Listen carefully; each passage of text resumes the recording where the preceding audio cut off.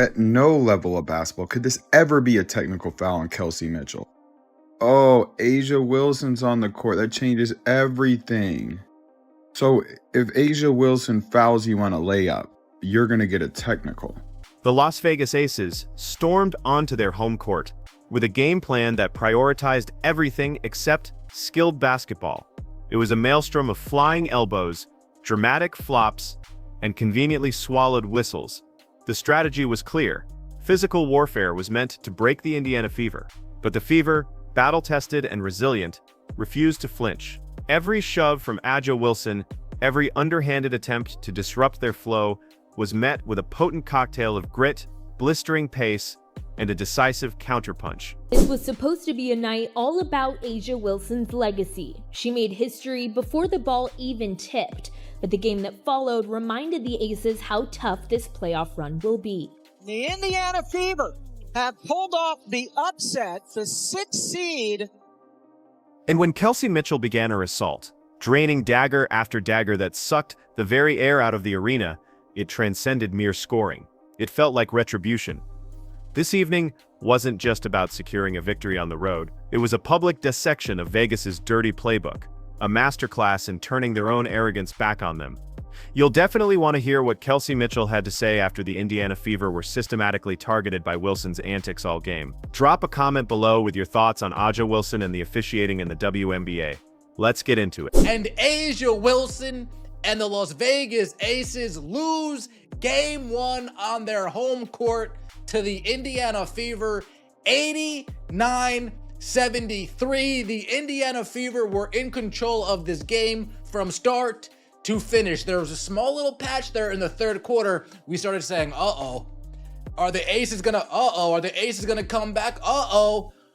But Kelsey Mitchell and Odyssey Sims said, no, they're not going to come back. Not at all. Hours before the game even began, the entire Las Vegas narrative orbited Aja Wilson and the presentation of her MVP trophy.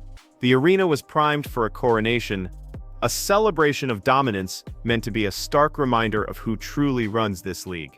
Yet, by the time the final buzzer echoed, that gleaming trophy seemed less like a crown and more like a gilded distraction. The very moment intended to solidify the Aces' invincible aura inadvertently became the prologue to their complete and utter unraveling. From the opening quarter, every possession they assumed would be effortless became a grueling struggle. The script for this game had been penned by the media long before tip-off. Las Vegas was presented as an untouchable force, the undisputed favorite, with Indiana cast as mere filler in their championship story. Translation: this game was supposed to be a beatdown. You actually just referenced it twice. It is Indiana. Dropped 2 of the 3 games to them this year, but you haven't seen them since late July. What excites you about that matchup? That they haven't seen the real Aces yet. They caught us when we were at a bit in turmoil. Not only that, they whooped us one of those stretches. So, you know what? We'll buckle in, hone in where we can, and take care of business. So-called experts dismissed the Fever as background noise, pointing to an injury report that had eviscerated their roster. Caitlin Clark was sidelined, Sophie Cunningham was out, Sydney Colson was unavailable. The list of absentees was staggering. 6 players down. Most commentators treated this matchup as a mere formality. Vegas possessed the championship pedigree, the swagger, the real Aces. Indiana, by all accounts, simply didn't belong in the same stratosphere. Becky Hammon herself fanned the flames of this arrogance, reminding the media that Indiana had yet to face the true Aces. The subtext was clear. This was supposed to be a demolition. Spoiled the night with an 89-73 win. In the second half, I just felt like our physicality and our pursuit was not there. Like, we died on screens. You have to have second and third efforts. Even if you know you might be beat, you still have to try hard to get back into the play, and I don't think we tried hard in that category. But here's the critical detail. While Vegas was gorging on its own hype, the Fever were being quietly and thoroughly dismissed. Analysts hardly spoke their name, except as the other team on the scoreboard. That profound disrespect, however, turned into Indiana's greatest asset, because when the world expects absolutely nothing from you, the crushing weight of pressure evaporates. You are free to just play. And from the very first possession, that liberty was evident in every cut, pass, and shot. You better not blank on the miss, bitch. You might get ranked. Shot back. Let it go. Right. Go. What is? Flash for somebody. Die. You don't want to fight no hitter? No. Nigga, I'ma shoot you in the face. Indiana did not shrink under the bright lights.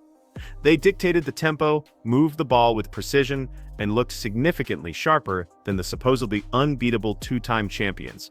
The Aces, for all their pre-game chest puffing, appeared sluggish and reactive. They were the ones caught hesitating, the ones second-guessing their own plays. In a stunning reversal, the burden of expectation shifted squarely onto the shoulders of Vegas, the team adorned with championship rings, the team that was supposed to cruise to an easy win, now finding themselves locked in a dogfight with an opponent that absolutely refused to fold. Lexi Hall was getting pushed all game. Look at that.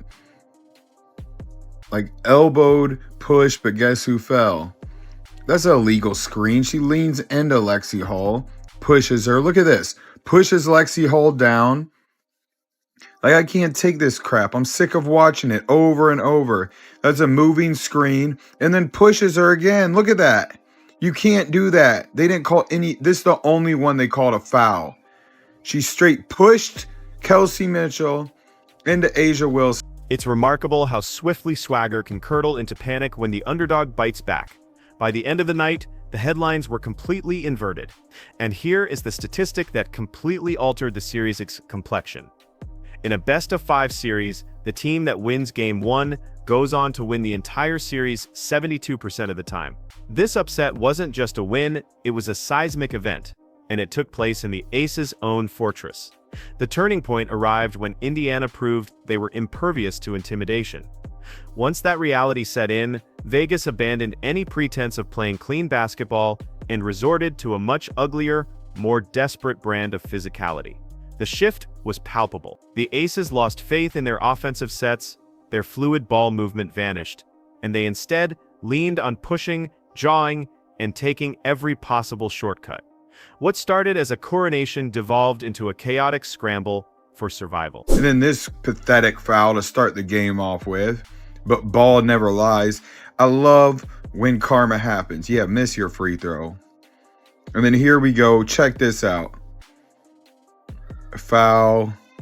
Look at this. When she swings her elbows on Powers. And Powers just holding her ground. But it's a foul. Let's go through this. This is A'ja Wilson. I'm so big and bad. No, you didn't get touched. It wasn't that cool. You made a layup. Leading this descent into disarray was none other than A'ja Wilson. Instead of leading with the MVP caliber skill she's known for, she set a tone of aggression and theatrics.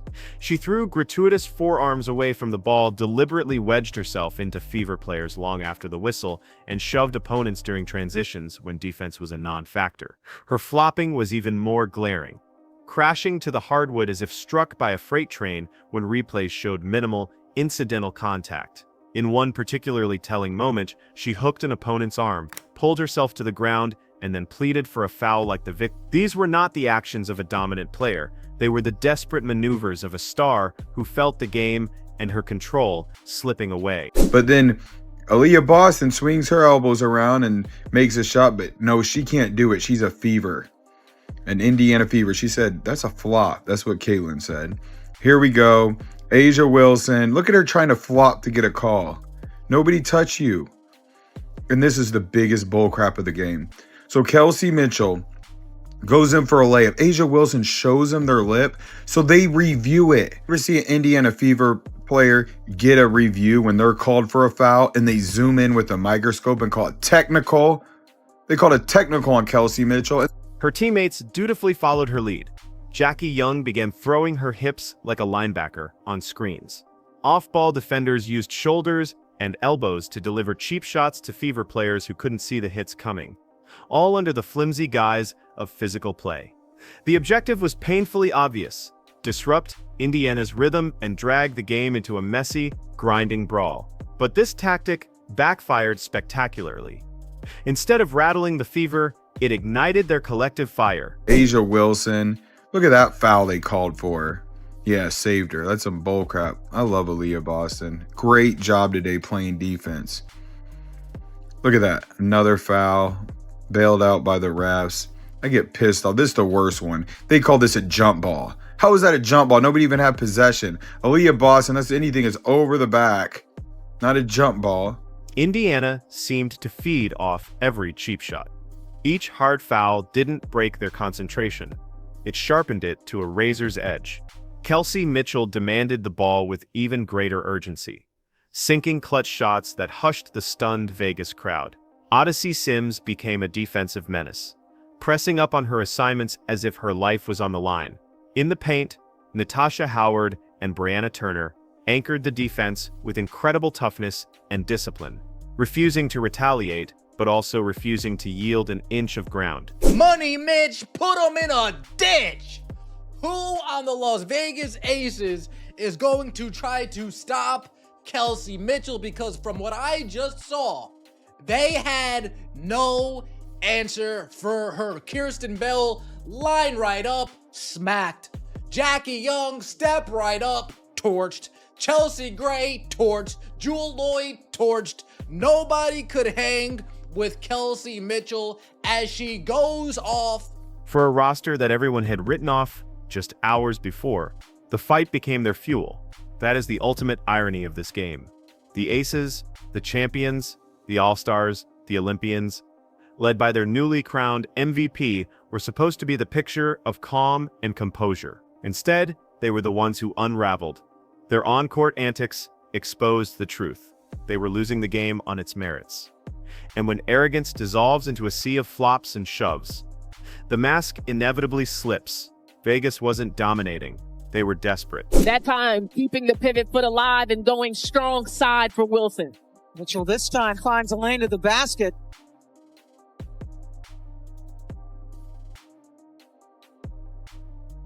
Inside to Turner. Nice look from Mitchell, which follows 5 Eastern time on ESPN. Mitchell. Lot of arc on that and a couple of bounces. Meanwhile, Indiana completely flipped the script. The more Vegas attempted to bully them, the more formidable the Fever became.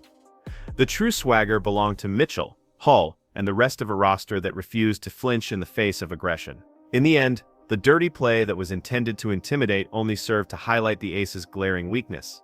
Vegas wanted a statement game, and they certainly got one, just not the statement they had envisioned. Good anticipation there by Brianna Turner.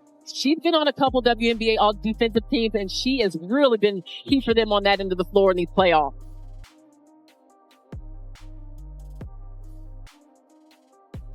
Sims, yet again. That's a tough matchup.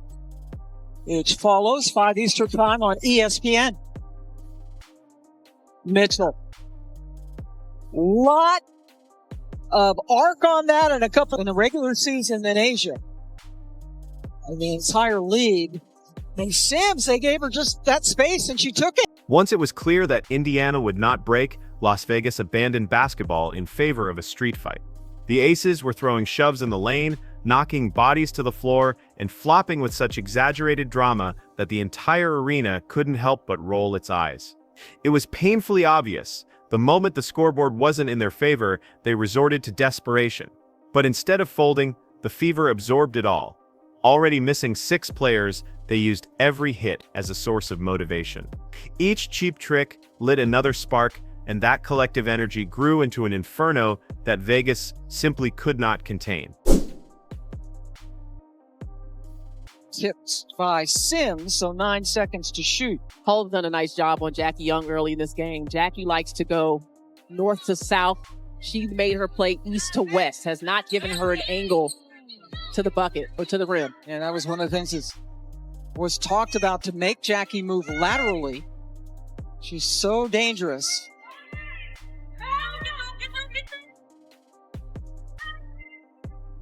We gotta hurry. Chelsea gets it inside to Young. Rebound by Howard. No one embodied that defiant spirit more than Kelsey Mitchell. She didn't just withstand the Aces' antics, she actively punished them for it. Her 34-point masterpiece was a clinic in maintaining composure under fire. No matter how much contact she absorbed, she methodically carved up the defense with fearless drives to the basket and ice-cold jumpers. Vegas could get in her face, bump her on screens, and even shove her after the whistle, yet she would still rise up and drill shot after shot. Every bucket she made sent the same unmistakable message. Vegas could win the petty scuffles, but Mitchell was winning the game. For all the MVP hardware sitting on the Aces shelf, not a single one of their vaunted stars came close to matching the brilliance she displayed that night. They don't want to talk about it. Yeah, her missing layup after layup after layup. They want to talk about Caitlin Clark missing a three-pointer from half court while she got people falling into her legs. But nobody wants to talk about A'ja Wilson looking like Angel Reese, missing point-blank layups all game long. In a playoff game, 6 for 22. And she wasn't carrying the burden alone. Odyssey Sims played with the fire of someone who had been waiting her entire career for this moment. Every drive to the basket was fearless. Every defensive stand was disruptive. But beyond the box score, it was her leadership that shone through. She expertly slowed down possessions when Vegas tried to bait the Fever into chaotic play, and then pushed the pace at the perfect moments to slice the Aces' defense open. Her presence was the steadying force that made Indiana look like the seasoned playoff team, while Vegas, the two-time defending champs, looked like the ones cracking under the immense pressure. Lexi Hull had that great steal to seal the win against Atlanta. Great start for Aaliyah Boston. Definitely the slasher. Boston and Wilson, two former South Carolina players. A'ja can't find the bottom of the net. 5'11". Odyssey Sims and Kelsey Mitchell 5'8". Boston up, under, and in. Really having her battle. A'ja. Even Becky. Natasha Howard and Brianna Turner were equally vital in the paint. Facing off against Wilson and the rest of Vegas's formidable front court, they showed no signs of intimidation. They stood their ground, rotated with unwavering discipline, and turned every post touch into a grueling battle. It wasn't about highlight reel blocks or flashy plays, it was about systematically erasing comfort zones. The Aces, so accustomed to scoring with ease in the paint, suddenly found themselves wading through metaphorical mud. Every possession became a grind, and the more Vegas tried to force the issue, the more disjointed their offense became. Going into this one, the Aces had only lost twice in 50 days, Kelsey. So what did you guys make of all the chatter going into this series that they were the favorites? You kind of just respect their game. They have the best player in the world on their team. They have unbelievable guards, so you have to respect who they are. Unbelievable PG, and so we know what they bring to the table as far as their resume and everything they've done throughout the course of the season. And you have to respect that. And you just hope that, 50-50, follow a certain way, and you like to think that, your effort and your ability to show up and just compete can, make you have a win. And then there was the performance of Lexi Hull. She may not have filled the stat sheet with 30 points, but her impact on the game was undeniable. Tasked with the monumental challenge of guarding Jackie Young, she delivered a defensive masterclass. Every shot Young attempted was heavily contested. Every cut she made was met with resistance. Every single possession became a draining physical and mental effort. Hull's game-high +24 ± wasn't just a number. It was definitive proof of how utterly suffocating her defense had been. The bruises she collected, the shoves she endured, the times she dove on the floor for loose balls, those hustle plays didn't just inspire her team, they effectively silenced a star player that Vegas had been counting on to deliver. We've got to keep the main thing, and that is us playing to a standard of basketball that we want to have as an Indiana Fever organization and franchise. We've got to keep our layers, the outside, the people in our building, and the people in our locker room. And the thing I'm just so proud of with this group is it doesn't matter who's on the floor, it doesn't matter who's on our roster. They give each other the freedom to be themselves. They empower one another to be themselves and to be the best version of themselves. And every time we've had a change, every time we've brought someone in, every time we've had rotational changes, they're for each other. They live the we over the me. And when you have that, it just gives you opportunities to do really special things. Indiana didn't just withstand the Aces' attempt to turn a basketball game into a brawl, they outclassed them in every facet. They absorbed every dirty tactic and walked away with their composure intact and a hard-earned victory in hand. But the most devastating blow wasn't delivered by Mitchell's daggers or Sims' steady leadership. It came from Aaliyah Boston, who took the league's newly crowned MVP and reduced her to a picture of pure frustration. The irony was almost poetic. Hours earlier, Aaliyah Wilson was holding her MVP trophy in front of a roaring home crowd. But once the game tipped off, that crown became incredibly heavy. Every time Wilson tried to establish position in the post, Boston was already there, locking her down and forcing physical collisions. Every shot attempt was smothered. Every drop step was met with a battle of sheer strength. Wilson didn't miss shots. She struggled mightily, finishing with a paltry 6 makes on 22 attempts. That isn't dominance. That's the box score of frustration. How do you feel about the performance, the urgency, and the response you had? They made a couple runs late. Yeah, I feel good. I mean, our group has seen it all. We wanted to come in and be the aggressor right away to make sure that we were dictating on the defensive end and we were dictating from a pace standpoint. They're champions for a reason. We knew that they were going to make runs. They made a big one in the third and we responded with a big one. I'm proud of our team. It's one game, it's a long series. So, we got to keep the main thing, but to come in here and to be able to steal this one was big for us.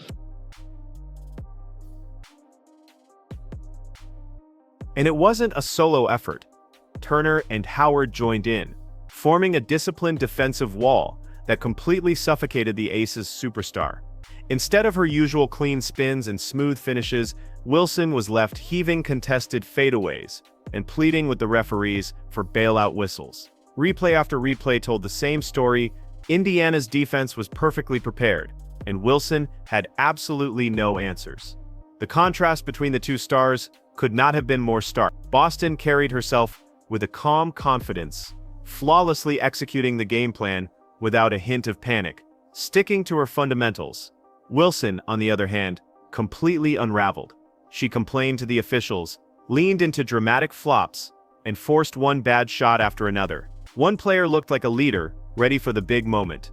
The other looked like someone who had read too many of her own headlines. Even Becky Hammon, typically known for her sharp in-game adjustments, seemed rattled. Instead of crediting Indiana's brilliant execution, she dismissed the loss as a series of missed chances. She didn't dare admit the truth that Boston had outright dominated her MVP. That refusal to acknowledge the obvious only amplified the perception that Indiana had exposed the champions. The poetic justice was almost too perfect to believe. Wilson received the league's highest individual honor in the afternoon, only to be thoroughly humbled that very same night. As she trudged off her own home floor, it wasn't MVP chants that echoed through the arena. It was the jubilant celebration of a Fever team that had just flipped the entire script. Inside the Indiana locker room, the energy was electric. They hadn't just stolen a win, they had stolen the entire narrative. And when Kelsey Mitchell finally spoke, battered but unbowed, her words said it all. Just one game into the series, the mathematics already favor them. In the history of best-of-5 series, 72% of Game 1 winners go on to advance. That statistic isn't a guarantee, but it certainly provides a roadmap. And right now, Indiana is in the driver's seat. For the Aces, the embarrassment of this loss cut deep. They had entered this matchup having won 18 of their last 19 games. They possessed all the swagger, the momentum, and the home court advantage. But all of that crumbled in a single night. Their MVP was shackled, their offense sputtered, and their aura of invincibility vanished into thin air. Now they find themselves staring down the barrel of Game 2, knowing full well that another loss at home would mean the unthinkable. Traveling to Indianapolis with the threat of elimination looming over them. And let's be clear, Vegas will make adjustments. They'll try to apply more pressure on Mitchell, likely assigning Jackie Young to shadow her every move to prevent her from catching fire again. They'll attempt to get Wilson the ball in easier scoring positions, closer to the rim. They'll try to slow the pace, test Indiana's discipline, and lean heavily on their championship experience. But the pressure is no longer on the Fever. It's now squarely on Vegas. Indiana, meanwhile, is playing loose and free. They have nothing to lose and everything to gain. Stephanie White has them believing in themselves, and that belief is proving to be contagious. The veterans are providing a steadying influence, the young stars are playing without fear, and even the injured players on the bench are acting as extra coaches, fueling the team's energy. The Fever no longer look like a team that's just hoping to survive. They look like a team that's ready to rewrite the league's entire script. The symbolism of this night is impossible to ignore. On the very same day that Aaliyah Wilson was honored as the face of the WNBA, she was humbled in front of her own fans. And on that very same night, Indiana, the team that everyone doubted, won their first semifinal game in over a decade. This wasn't just an upset, it felt like a changing of the guard. History favors the bold. Game 1 was not a fluke, it was a blueprint. A team with nothing to lose, playing with freedom, intelligence, and a deep sense of togetherness, just proved that they can go toe-to-toe with the two-time defending champions. If they can replicate that performance in Game 2, Vegas will be facing the kind of historic collapse that no MVP trophy can cover up. The Fever didn't just take a game, they took the Aces' confidence, their home court advantage, and their aura of invincibility. And now, the question isn't whether Indiana belongs in this series, it's whether Vegas has enough fight left to survive it. Comment down below with your thoughts on Aaliyah Wilson and the WNBA refs. Like, subscribe, and turn on all notifications so you never miss out. Click the video on the screen, and we will see you in the next one.